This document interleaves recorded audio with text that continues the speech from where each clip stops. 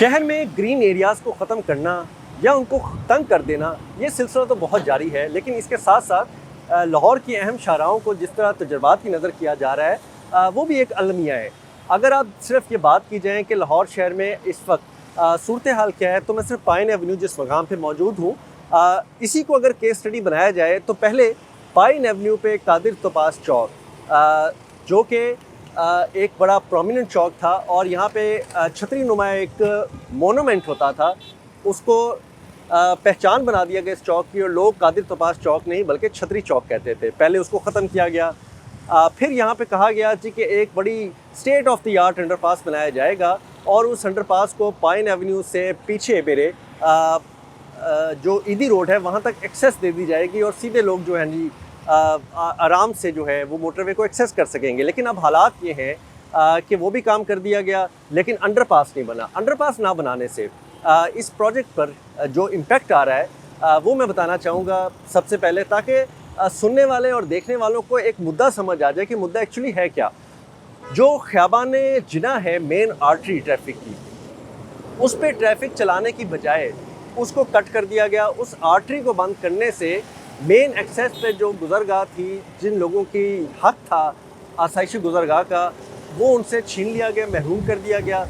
अब जो एवेन्यू 1 चौक से आता है और जिसने शौकत खाना फ्लाईओवर, ख़ियाबान जिना, ख़ियाबान फिरदौसी की तरफ जाना है, उसको पहले लेफ़्ट मुड़ना पड़ता है, फिर वो 1 किलोमीटर पहले लेफ़्ट जाता है, फिर यू टर्न लेता है, फिर 1 किलोमीटर वापस आता है और फिर जाके वो कहीं पर दोबारा उस मेन आर्टरी पे आ जाता है जहाँ पे चंद सेकंड में वो क्रॉस कर सकता था।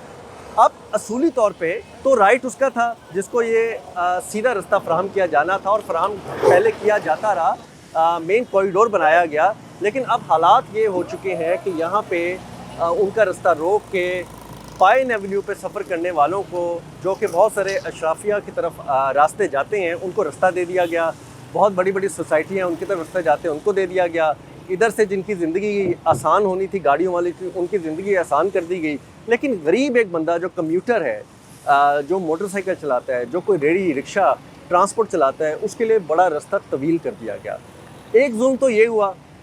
दूसरा जुल्म यहाँ पे ग्रीन एरियाज़ को ख़त्म कर दिया गया। जितनी भी ग्रीन एरिया थे यहाँ पे खूबसूरत सेंटर मीडियन बहुत अच्छा बना हुआ था। पीछे ग्रीन एरिया आप देख सकते हैं कि यहाँ पे कभी गोल चक्कर होता था जो एक दिन पहले तो था, लेकिन कल अचानक से रातों रात लगा के यहाँ पे तमाम पौधे उखाड़ दिए गए, घास उखाड़ दी गई, तमाम ग्रीन एरिया को ज़ीरो कर दिया गया। और अब मेरे पीछे एक रड़ा मैदान है जो कि बड़ी नाइंसाफ़ी वाली बात है। हाई कोर्ट की बहुत ज़्यादा डायरेक्शंस हैं इस पर कि आप ग्रीन एरिया ख़त्म नहीं कर सकते, बल्कि यहाँ तक भी ग्रीन एरिया को स्क्वीज़ यानी कि महदूद भी नहीं किया जा सकता, लेकिन हो रहा है।